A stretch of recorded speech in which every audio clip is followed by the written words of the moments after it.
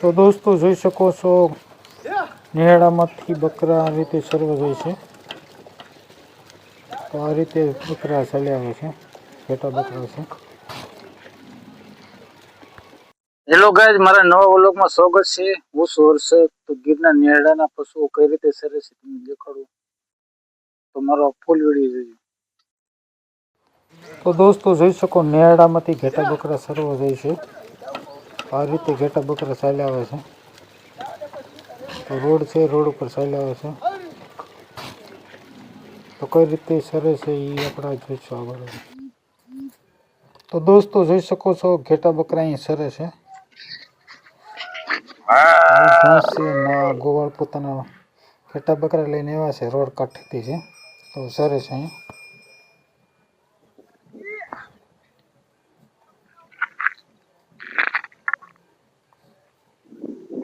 તો એટલું ઘાસ છે એમાં. તો આ રીતે ઘેટા પોતા ઘાસ ખાતા હોય છે. રોડ બાજુથી છે બધા.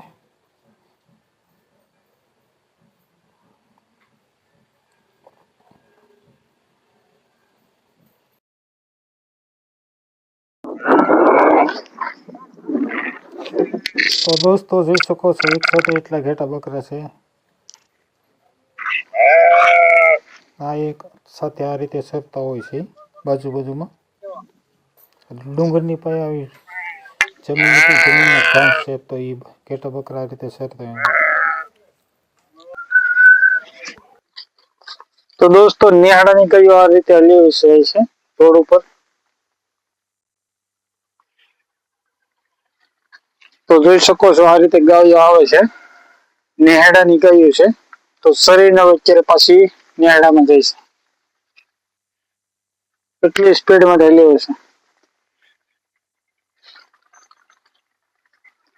તો જોઈ શકો આ રીતે ચાલે છે.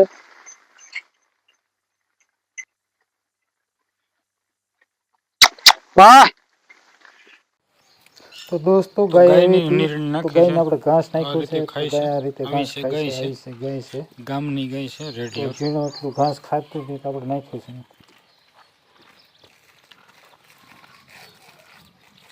તો આવી ગાય છે, ગામની ગાય છે.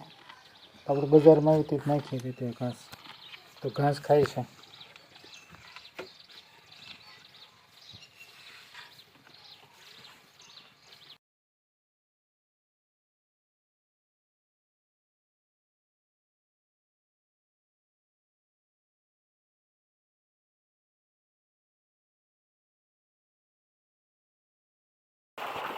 તો દોસ્તો આપણે વાડી આવી ગયા છીએ. વાડીએ મોટર ચાલુ કરી છે. તો આ રીતે પાણી આવે છે. પાવો તર્યો છે, ધોરીએથી આ રીતે પાણી હલી જાય છે.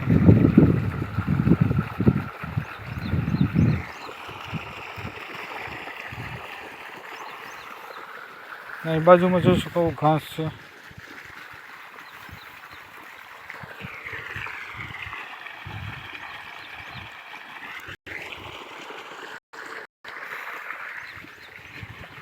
અહીં જોઈ શકો આવો વૃક્ષ છે, એની શીંગો જોઈ શકો આવી એની શીંગો હોય છે.